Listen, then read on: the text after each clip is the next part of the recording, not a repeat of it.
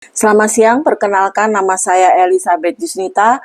Pada kesempatan ini saya akan mempresentasikan hasil diskusi saya mata kuliah studi komparatif pendidikan dasar di berbagai negara. Pada diskusi sesi 9 dengan tema masalah pendidikan di negara maju. Pada pertanyaan pertama, menurut Anda apakah masalah pendidikan di negara maju dalam artikel ilmiah materi pengayaan sesi 9.1 tersebut apakah juga ada terjadi di sekolah Anda? Jika ya, apakah persamaan dan perbedaannya? Jika tidak, jelaskan alasannya. Saat Anda menjelaskan pertanyaan sesi diskusi, sebutkan nama sekolah dan daerah tempat Anda mengajar. Ya, poin-poin penting dalam artikel ilmiah berjudul Recent Trends in Measures to Correct Educational Inequalities in OECD Countries, Application of Text Mining Method oleh Yong-Chul Choi and Ji Yun Jang. Pertama itu tentang tujuan penelitian, meneliti bagaimana negara-negara anggota OECD memandang ketimpangan pendidikan, educational inequality, dan kebijakan apa saja yang menjadi fokus untuk mengatasinya dengan menggunakan metode text mining terhadap 705 artikel ilmiah. Yang kedua, masalah utamanya yang dibahas adalah ketimpangan pendidikan semakin memperkuat kesenjangan sosial dan menghambat mobilitas sosial. Pendidikan gagal berfungsi sebagai tangga mobilitas sosial dan akan menyebabkan populasi sosial.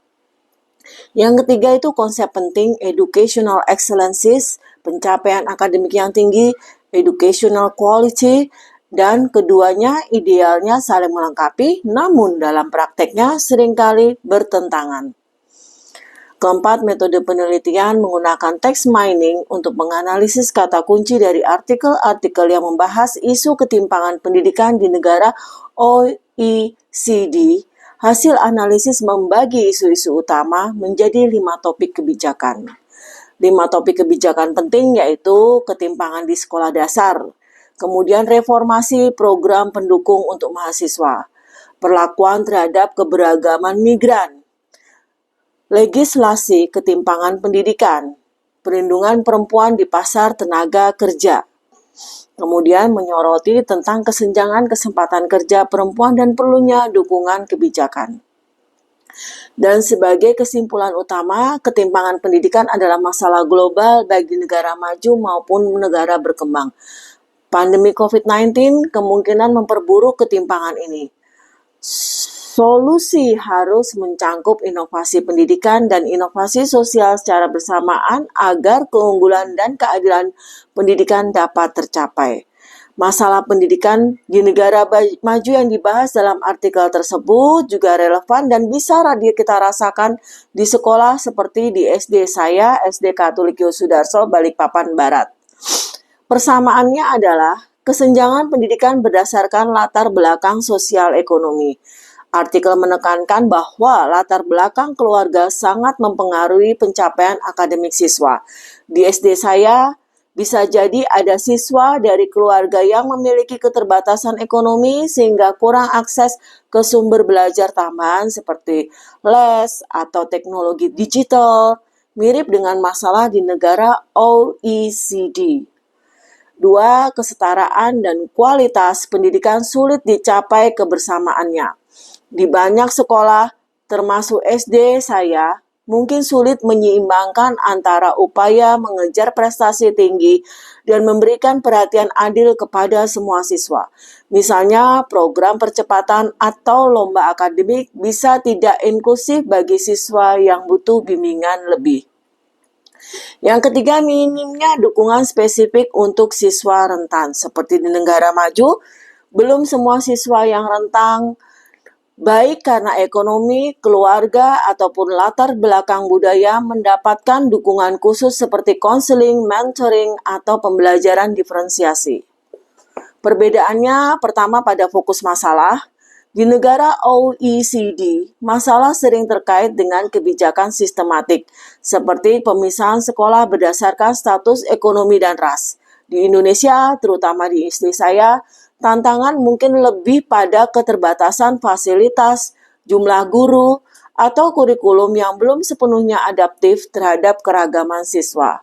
Dukungan negara. Di negara seperti Belanda, Jepang telah menggratiskan biaya pendidikan hingga SMA dan memberi distribusi besar untuk TK dan universitas. Di SD saya, bantuan semacam itu bisa terbatas atau belum merata diterima oleh siswa, terutama bagi mereka dari keluarga yang kurang mampu. Yang ketiga, peran migrasi dan keberagaman budaya. Di negara maju banyak menghadapi isu keberagaman etnis dan migran. Di SD saya, keberagaman mungkin karena perbedaan suku, agama, atau bahasa daerah, bukan karena migrasi internasional. Namun semangat menerima perbedaan tetap relevan untuk diterapkan. Sebagai kesimpulan, masalah kesenjangan pendidikan adalah isu global baik di negara maju maupun negara berkembang. Di SD saya, walaupun skalanya kecil dan konteksnya lokal, esensinya tetap sama. Bagaimana menciptakan pendidikan yang adil dan berkualitas untuk semua anak, perbedaannya terletak pada bentuk kebijakan, kapasitas pendanaan, dan fokus tantangan yang dihadapi. Pertanyaan kedua, paparkan pendapat Anda bagaimana artikel tersebut menguraikan negara OECD mengatasi masalah pendidikan tersebut dan jelaskan pula bagaimana isi keterkaitan dengan materi modul 7 BMP, studi komparatif pendidikan dasar di berbagai negara. Negara OECD berupaya mengatasi ketimpangan pendidikan melalui pertama, kebijakan afirmatif, intervensi khusus bagi kelompok rentan. Yang kedua, investasi sosial pada layanan pendidikan terutama sejak usia dini. Yang ketiga, perbaharuan sistematik lewat reformasi, regulasi, dan pendanaan pendidikan. Artikel Recent Trends on Measures to Correct Educational Inequalities in OECD Countries memberikan gambaran komprehensif mengenai upaya negara-negara OECD dalam mengatasi ketimpangan pendidikan melalui 5 strategi utama yang berkaitan dengan integrasi dan kebijakan pendidikan. Pertama, negara OECD menekankan pentingnya mengatasi ketimpangan sejak usia dini, terutama di jenjang sekolah dasar. Mereka menyediakan akses terhadap pendidikan berkualitas bagi semua anak, khususnya yang berasal dari latar belakang sosial ekonomi rendah. Intervensi ini mencangkup program dukungan tambahan belajar, pemenuhan gizi, dan penciptaan lingkungan belajar yang aman dan mendukung tumbuh kembang anak. Yang kedua, reformasi pendidikan tinggi juga menjadi fokus utama. Negara seperti Inggris, Jepang, Belanda meluncurkan kebijakan untuk memperluas akses ke universitas, terutama bagi mahasiswa dari yang kurang mampu. Bentuk intervensinya berupa beasiswa, pengurangan biaya kuliah, serta program transisi yang membantu siswa dari kelompok kurang beruntung agar dapat melanjutkan ke jenjang perguruan tinggi.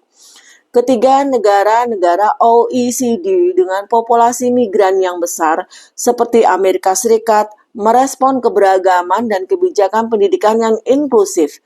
Mereka melaksanakan pendidikan multikultural, memberikan dukungan bahasa kedua serta melatih guru agar memiliki kompetensi dalam mengajar siswa dari latar belakang budaya yang berbeda. Keempat, pendekatan legislasi juga digunakan untuk mengatasi ketimpangan pendidikan. Beberapa negara menetapkan perlindungan hukum bagi kelompok yang mengalami diskriminasi dalam pendidikan dan menjadikan hak atas pendidikan yang adil sebagian besar dari sistem hukum nasional yang dapat ditegakkan. Kelima, negara OECD juga memperhatikan keterkaitan antara pendidikan dan akses perempuan dalam dunia kerja. Mereka meningkatkan akses pendidikan bagi perempuan, terutama dalam bidang STEM, dan juga menyediakan pelatihan keterampilan, insentif kerja, dan kebijakan kerja yang fleksibel bagi ibu pekerja. Keenam, strategi ini menunjukkan bahwa negara OECD tidak hanya menerapkan kebijakan afirmatif yang bersifat sementara, tetapi juga melakukan investasi sosial jangka panjang, serta pembaharuan sistematik melalui reformasi regulasi dan pendanaan pendidikan.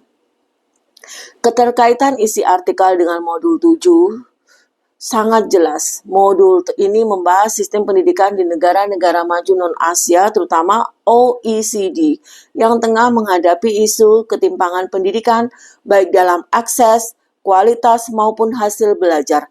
Artikel ini memperkaya pemahaman terhadap modul dengan memberikan contoh nyata strategi intervensi yang telah diambil oleh negara OECD, mulai dari pendidikan dasar hingga perguruan tinggi, serta kebijakan lintas sektor seperti hukum dan ketenaga kerjaan.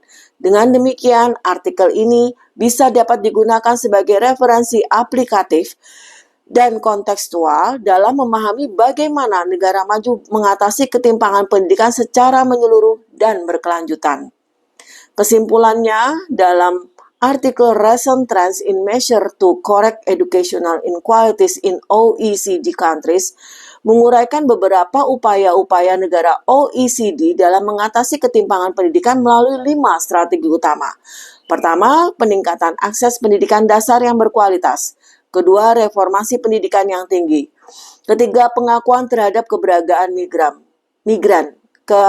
Terakhir, legislasi untuk keadilan pendidikan dan perlindungan serta pemberdayaan perempuan dalam dunia kerja. Strategi-strategi ini mencerminkan pendekatan yang komprehensif mulai dari kebijakan afirmatif hingga reformasi sistematik dan investasi sosial jangka panjang. Isi artikel ini sangat relevan dengan materi modul 7 yang membahas sistem pendidikan di negara maju non-Asia. Artikel ini juga memperkuat pemahaman bahwa negara-negara maju mengatasi ketimpangan pendidikan dengan memperkuat pendekatan lintas sektor yang berorientasi pada keadilan, inklusivitas, dan pembangunan berkelanjutan di bidang pendidikan. Nomor 3, silahkan Anda uraikan bagaimana sistem pendidikan di Jepang, materi sesi 9.2, terutama yang berkaitan dengan kurikulum yang mereka implementasikan dan hasil pencapaian yang tinggi dalam skor PISA. Sistem pendidikan di Jepang, terutama kurikulumnya, telah menjadi satu faktor yang penting untuk mendukung pencapaian tinggi siswa Jepang dalam penilaian internasional seperti PISA, Program for International Student Assessment. Pertama, kurikulum nasional yang seragam dan berstandar. Jepang menerapkan kurikulum nasional yang disebut Course of Study, yang ditetapkan oleh Kementerian Pendidikan, Budaya, Olahraga, Sains, dan Teknologi (MEX). Kurikulum ini berlaku secara nasional dan bertujuan untuk menjamin pemerataan kualitas pendidikan di seluruh negara Jepang, sehingga setiap siswa memiliki kesempatan yang setara dalam memperoleh pendidikan sesuai dengan kemampuannya. Yang kedua, revisi kurikulum yang responsif terhadap evaluasi internasional. Setelah mengalami skor penurunan PISA tahun 2006, pemerintah Jepang juga merespon dengan melakukan revisi terhadap Course of Study pada tahun 2008 sampai 2009.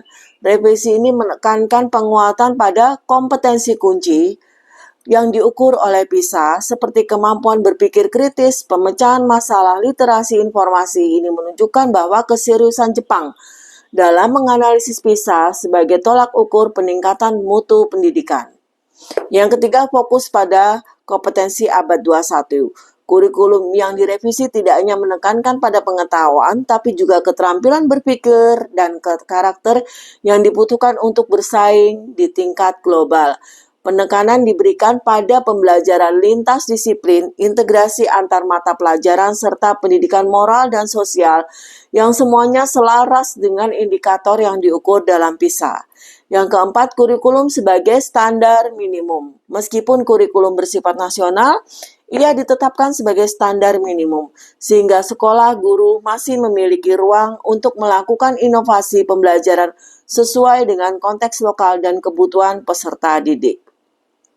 Hasil PISA yang meningkat signifikan berkat pendekatan kurikulum yang terarah, reformasi berkelanjutan, Jepang meningkat menjadi PISA nomor 12 2012, membaca peringkat 1 dari 34 negara OECD, matematika peringkat 2, dan sains peringkat 1. Secara keseluruhan, Sistem kurikulum di Jepang yang bersifat nasional namun fleksibel, konsisten, diperbarui berdasarkan kebutuhan masyarakat dan hasil evaluasi internasional, serta fokus pada pengembangan kompetensi telah menjadi kunci keberhasilan Jepang dalam meraih hasil yang tinggi dalam PISA. Ya, demikian paparan diskusi saya. Apabila masih ada yang kurang, mohon tanggapan dan masukannya. Terima kasih.